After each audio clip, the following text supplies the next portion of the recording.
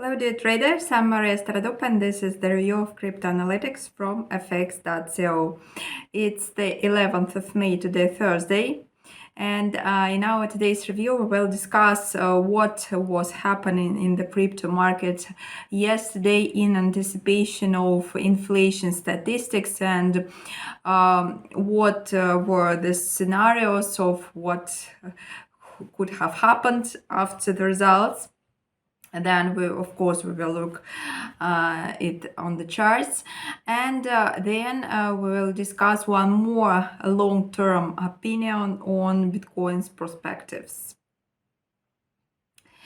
And we will start with an article by Artem Petrenko, which was written right before the publication of US inflation data yesterday and what was happening in the crypto market.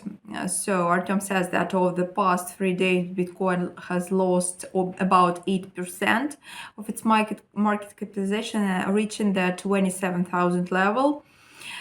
And the bearish sentiment is increasing, which may lead to a breakdown of this level. And as of morning of yesterday, the cryptocurrency market froze in anticipation of inflation statistics. In fact, Bitcoin finds itself in an ambiguous situation. As on the one hand, high inflation levels provoke interest in Bitcoin as a store of value. On the other hand, the cryptocurrency depends on the Federal Reserve's policy and also suffers from the liquidity crisis, while a decrease in CPI would allow the regulator to seize balance sheet reductions. At the same time, Bitcoin is in inverse correlation with the US dollar index, which weakens when inflation levels rise. And analysts predicted that CPI would remain at 5% with no deflationary movement in April. If inflation remains at the current level or increases, it will set the stage for a downward movement in Bitcoin at least to 26,500 level. However, if inflation continues to decline, the cryptocurrency will also experience a local drop as a deflationary movement will strengthen the US dollar index. However, in the medium term, Bitcoin will benefit from lower inflation as its dependence on the Federal Reserve's policy and key interest rates is much higher. If we look at the chart, as of yesterday, there is no threat to Bitcoin's upward structure, but the asset price is close to the lower boundary of the key accumulation level of 27,000. If this level is breached, Bitcoin will head for a retest of the 26,500 level, where the final support zone lies. If this zone is breached, the price will head for a retest of the 25,000 level, where the bottom of Bitcoin's upward trend is located.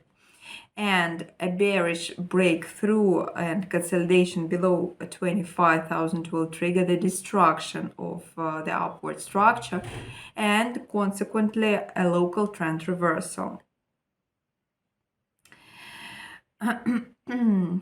At the same time, if we look at the indicators, they indicate a decrease in trading activity. The stochastic has dropped into the bearish zone, confirming significant selling pressure. The RSI is moving flat above the 40 level, and the MACD has formed a bearish crossover and entered the red zone.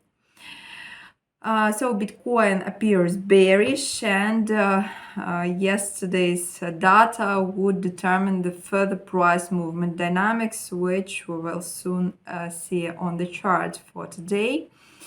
And among the positive scenarios, it's worth mentioning the high probability of a decline below 26,000 to absorb large volumes of liquidity followed by a recovery above 27,000 level.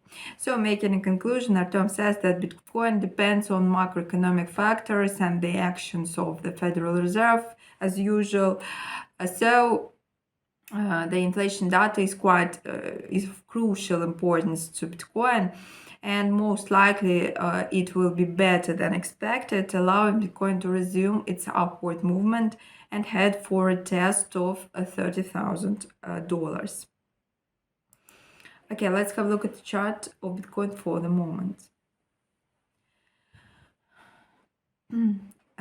It's the 11th of May, and yes, that's what we see yesterday during the publication of inflation data. It dropped significantly from above 28,000 levels to 27,200 even. Then it again went up and reached 27,800 something.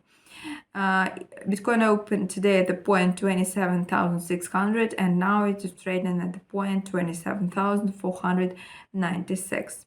So it really looks like that scenario Artem mentioned, that after positive data from the US, it can drop significantly and then again rise. That's what happened.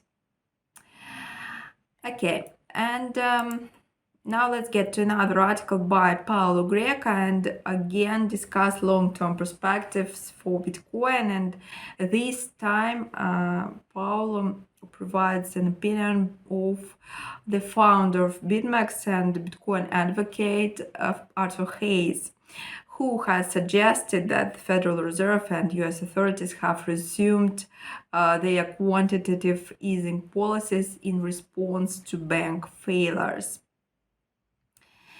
And this includes printing enough money to maintain stability. And regardless of inflation or interest rates moves, the Fed will continue printing money, pushing inflation even higher, Hayes stated.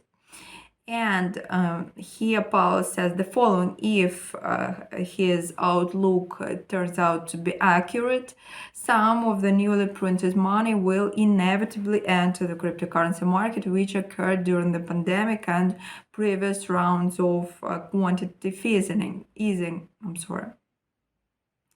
Bitcoin experienced its most recent bull run during this period and reached its all-time high.